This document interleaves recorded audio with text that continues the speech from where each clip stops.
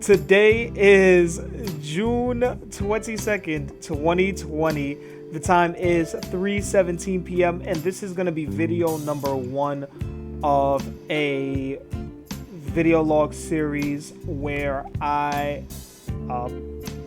document, pretty much where I will be documenting and sharing with you my own personal coaching and I guess personal growth journey. This is my journey in embodying my beliefs, embodying the concepts of self-improvement, evolution. We have the ability to really transform our own minds through the actions of our body. And that's what my profession revolves around. It's around learning one's body, how to use it, learning one's mind, how to use it, and about coaching you and guiding you into the best version of yourself, or the version of yourself that you so choose to be. So in order to do that, I would have to, what's the word here? I would have to, there's a better word, but I would have to be the epitome of that practice. What is the word that I'm looking for? I would have to embody that which I am trying to create in others, to hold myself accountable, to have you guys hold me accountable. Over several years, I have learned so much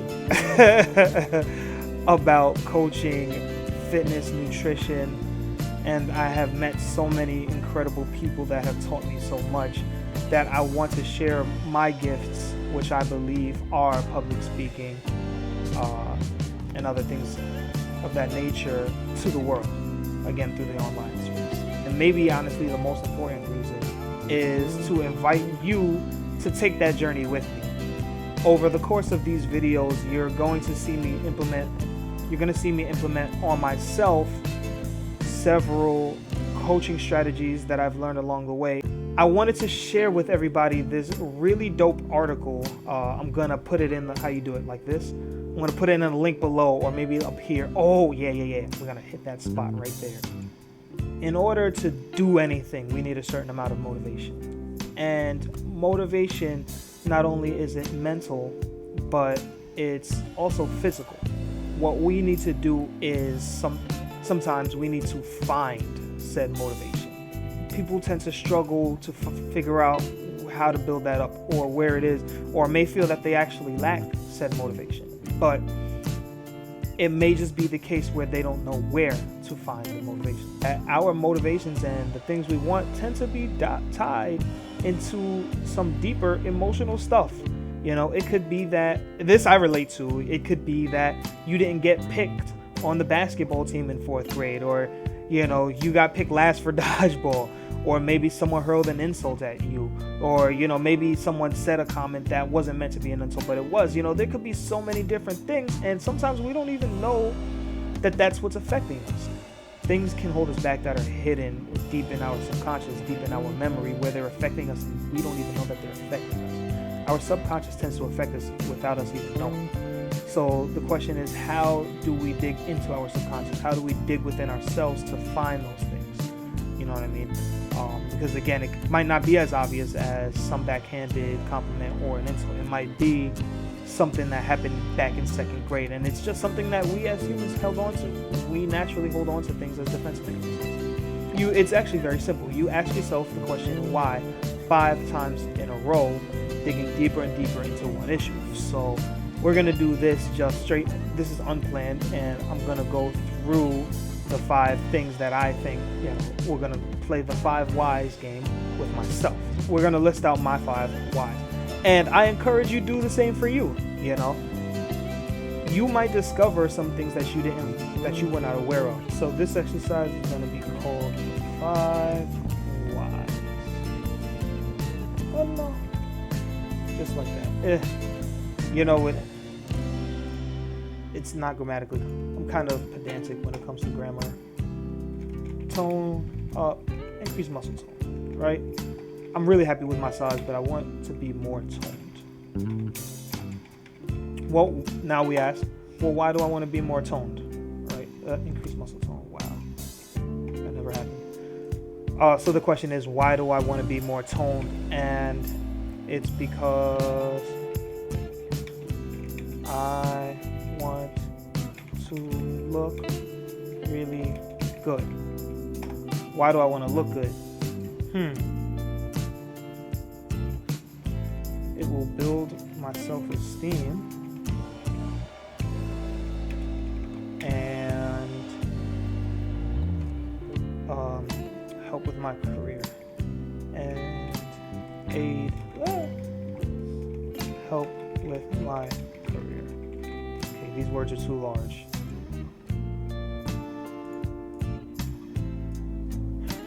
Okay, I'm just gonna leave it. I'm kind of pedantic when it comes to grammar.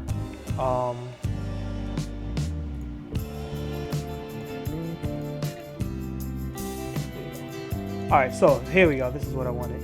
Now, this doesn't look good either. I'm kind of pedantic when it comes to grammar. Why do I feel like looking good is important? It'll build my self-esteem. Why do I want to build my self-esteem? Because I just want,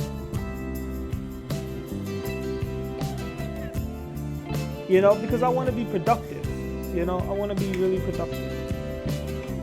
And when I feel like I'm the best, when I feel like I'm the best version of myself or a better version of myself, I feel more capable, and I feel like I can. I feel like I can do more for others.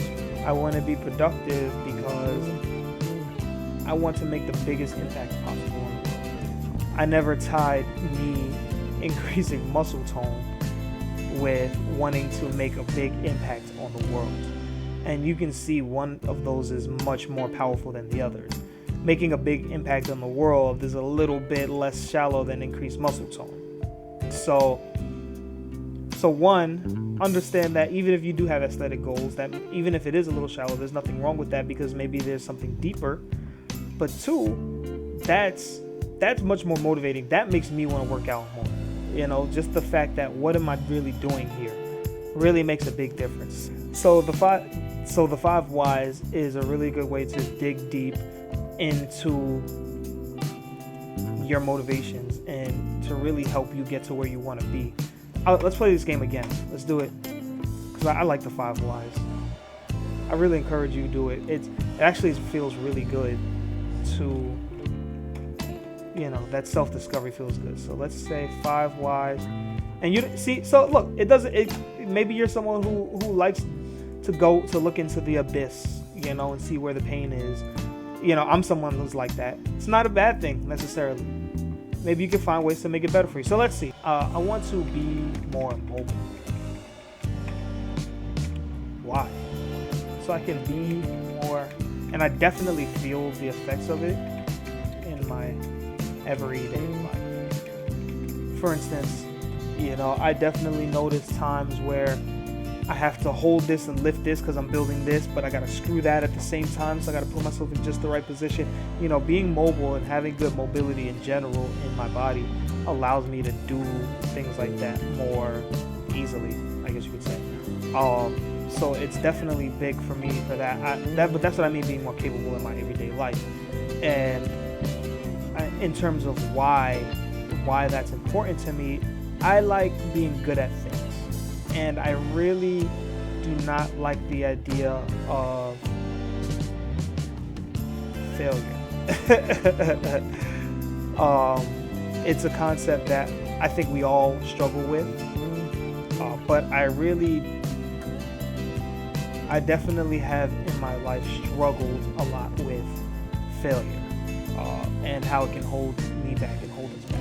So, why is it important for me to be capable? Because I don't like failing. Or let's say this, because that kind of was 2. I'm going to give you 2. I like being good at stuff. It feels good. And I don't like failure. Failure is not, there's nothing wrong with failure. And see, this is still a journey of, self-discovery and self-improvement is identifying things within yourself that are difficult and working on them. So, and I'm gonna wrap this video up after this. I don't like failure, and what that brings me back to is, there's a lot of time. There have been many times in my life where I really tried, put a lot of effort towards something and didn't do as well as I wanted to. When I was younger, I was in prep for Prep 9, and a group designed to, or a foundation, I guess you could say, designed really to help minorities get into high-level boarding schools. And I was in that program, and it was one of the most rigorous academic things I've ever done in my entire life. To this day, I say that. And I was young, seventh grade, somewhere after 7th. And I wasn't doing too hot. And I remember just there were certain proceedings of just, there were things I've never really experienced failure until that moment in my life, and it was just a lot of like me questioning, wow, am I really that smart? Am I really as smart as I think I am? Am I as good as I think I am? And no one like mistreated me because of how I was doing. Everyone was nothing but proud of me, but it was like, we're concerned that you're not applying yourself. That was the biggest thing for me. I hated hearing that. I know I don't apply myself. But coming to terms with that, the fact that when I don't apply myself, and when it actually causes real failure and causes me to not achieve something I want, that was quite painful and jarring. And I think in general, being more capable and just being stronger, being more fit, it's a fight against that, I guess you could say. Yeah, it's like, yeah, I am capable. What you mean? It's me defying those thoughts, defying that fear. And that's what makes this important to me, and that's why I want to succeed in general, but sticking with health. And I guess being more mobile is tied to that, you know. And we only got to 4. We didn't even get to the 5th question yet, right? Like, why don't I like failure? I guess, well, that's the pain, right? It was a painful experience. Again, failure, and real quick about failure, this is what exercise can help you learn and do and grow into. But failure is simply it's an event that happens, and it's not necessarily a bad thing. And I think I taught myself that it's a bad thing. I learned growing up that it's a bad thing, but it's not a bad thing. Failure helps you grow. Failure is a launching point.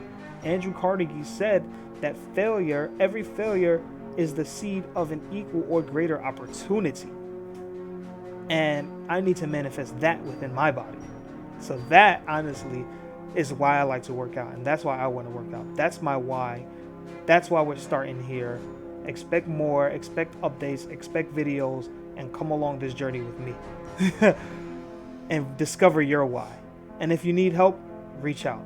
You can reach out to me in any way. There's social media links and everything and emails all over the world.